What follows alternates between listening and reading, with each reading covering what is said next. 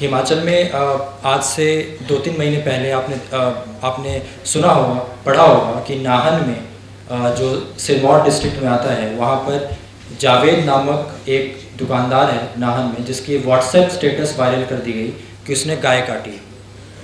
जबकि पुलिस ने खुद माना कि उसने कोई भी प्रोहिबिटेड एनिमल को स्लॉटर नहीं किया था, सैक्रिफाइस नहीं किया था। उसके बाद भी वो घुमा दिया गया पूरे शहर में कि उसने गाय काटी है, और उसके नाम पर उसकी दुकान खाली करा दी गई, उसकी दुकान को लूटा गया, उसकी भाई की दुकान को खाली करा दी गई, और इसके साथ साथ 15 से 20 मुस्लिम दुकानदारों को नाहन से भगा दिया गया, उनकी दुकानों को बंद करा दिया गया।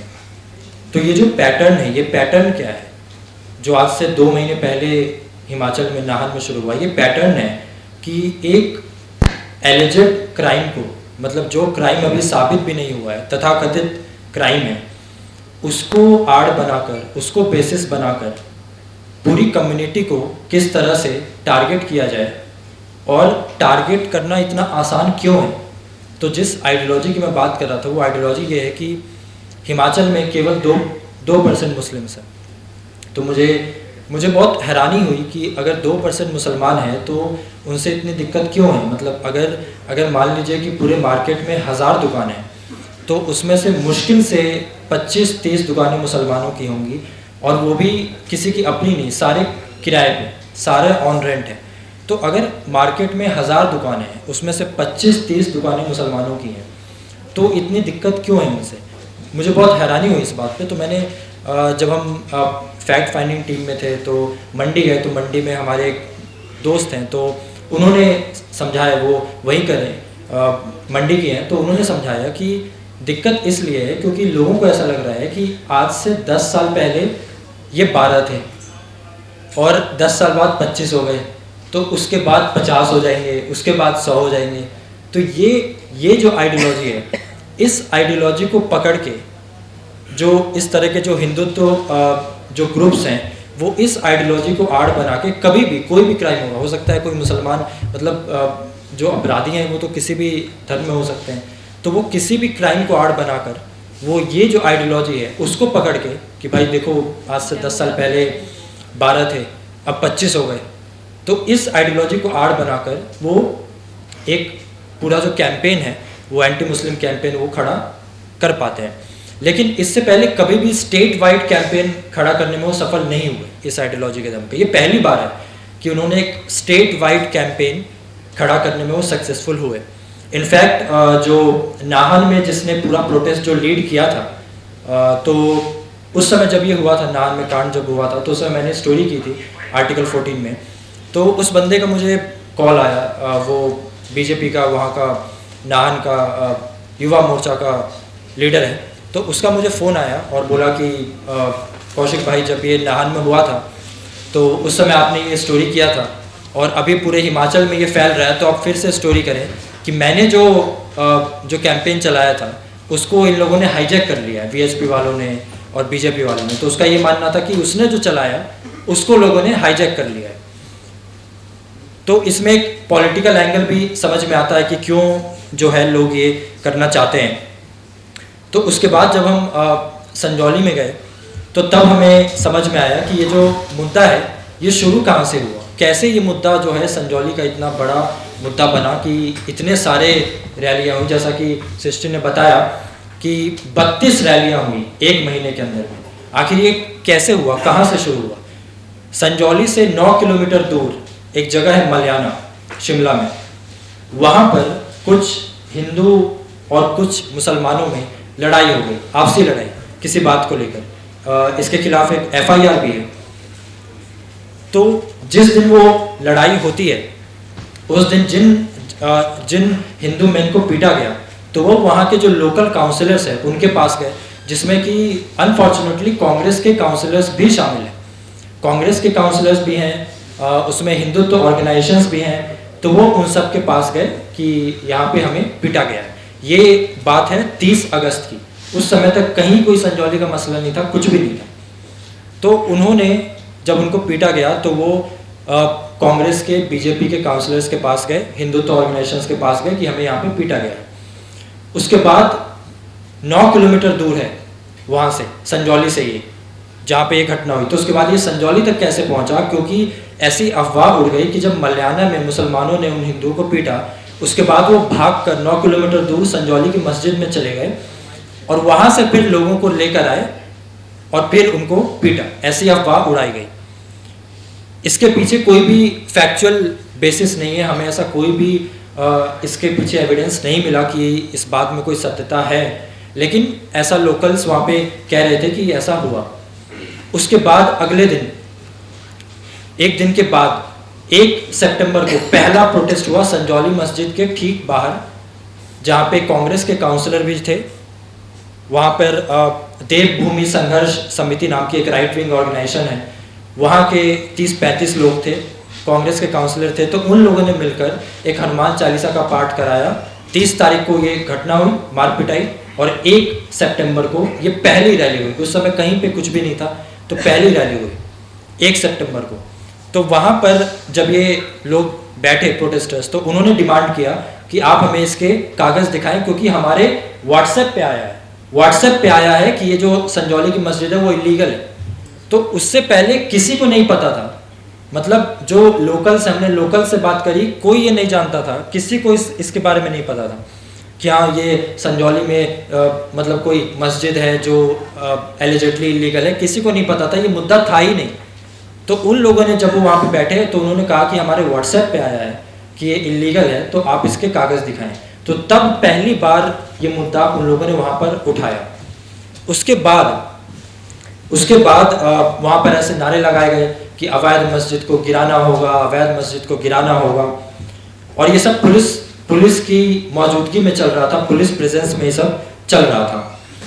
उसके बाद 1 सितंबर के बाद जब ये होता है, उसमें लोकल्स भी शामिल थे और वो लोग भी आए थे जिनको पीटा गया था।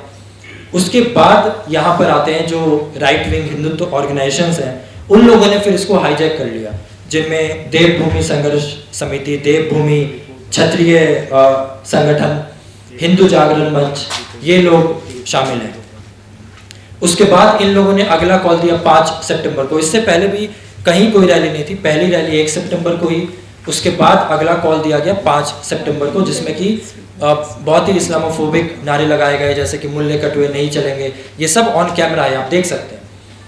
और त्रासदी ये है मीडिया की कि जब मीडिया इसको रिपोर्ट कर रहा था, ANI ने भी रिपोर्ट किया, तो उन्होंने ये लिखा कि locals protested against illegal mosque. उन्होंने पहले ये घोषणा कर दिया कि मॉस्क इलीगल है, और उन्होंने इस चीज़ को हाईलाइट भी नहीं किया कि वहाँ पे नारे क्या लग रहे थे कि मुल्ले कटवे नहीं चलेंगे। इस बात को किसी भी मीडिया ने हाईलाइट नहीं किया, जबकि ANI ने भी उसको कवर किया। 5 तारीख को ये रैली होती है, जो कि लोकल जो हिमाचल प्रदेश बेस्ड जो ऑर्गेनाइजेशंस हैं, उन लोगों ने 5 तारीख को इसका कॉल दिया। अभी तक कोई भी जो नेशनल लेवल के ऑर्गेनाइजेशन है, उनका अभी तक रोल इसमें नहीं है। 1 तारीख को रैली हुई, फिर 5 तारीख को हिमाचल बेस्ड हिंदुत्व ऑर्गेनाइजेशंस की रैली हुई। उसके बाद 11 सितंबर को विश्व हिंदू परिषद इसमें कूद जाता है। तो आप देखिए किस तरह से ये लोग इसमें जुड़ते चले गए। आप ये नोटिस करिए कि 30 तारीख को घटना हुई, 1 तारीख को कौन आया, 5 को कौन आया, फिर 11 का कॉल विश्व हिंदू परिषद ने दिया कि हम जो है संजौली मस्जिद के अगेंस्ट प्रोटेस्ट करेंगे। और उन लोगों ने प्रोटेस्ट निकाला, जिसमें कि लाठी चार्ज भी हुआ, वाटर कैनन भी चलाए गए, क्योंकि जहाँ पे जो मस्जिद की जो गली है वहाँ तक प्रोटेस्टर्स आ गए थे। और जो उसमें जो मेन ऑर्गेनाइजेशन था, तो उन्होंने लिखा कि हमारा काम अधूरा रह गया और हम फिर से आएंगे अपने अधूरे काम को पूरा करने। तो आप सब समझ सकते हैं कि वो किस तरह के भड़काऊ बातें कर रहे थे। और इसके बाद भी किसी को अरेस्ट नहीं किया गया, FIR की गई, लेकिन किसी को भी अरेस्ट नहीं किया गया। तो अभी तक जो हिंदुत्व ऑर्गेनाइजेशन है वो लोग इसमें कूद पड़े थे। उसके बाद 11 तारीख के बाद 14 तारीख को पूरे हिमाचल में जो भी हिंदुत्व ऑर्गेनाइजेशन है, उन लोगों ने हिमाचल बंद का आह्वान किया कि हम हिमाचल बंद करेंगे। और सबसे ज़्यादा प्रोटेस्ट जो हैं वो 14 तारीख को हुए।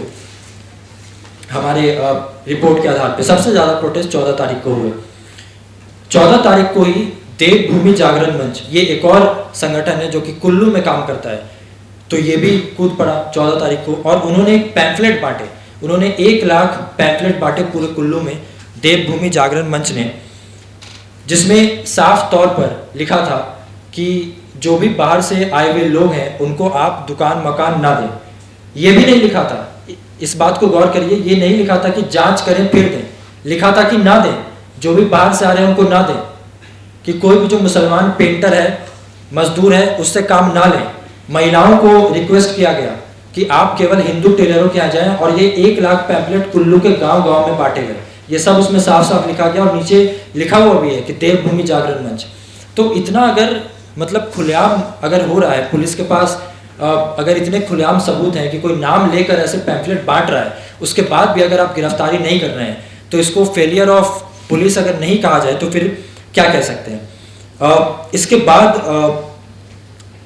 बाद इसके पीछे जो पॉलिटिक्स है, इसके बारे में मैं बात करना चाहूँगा कि पालमपुर जब हम गए तो पालमपुर में हमें एक बहुत ही इंटरेस्टिंग फैक्ट पता चली कि पालमपुर में एक बजरंग दल के एक लीडर हैं, तो उन्होंने एक मुसलमान को दुकान जो है रेंट पे दिया हुआ था।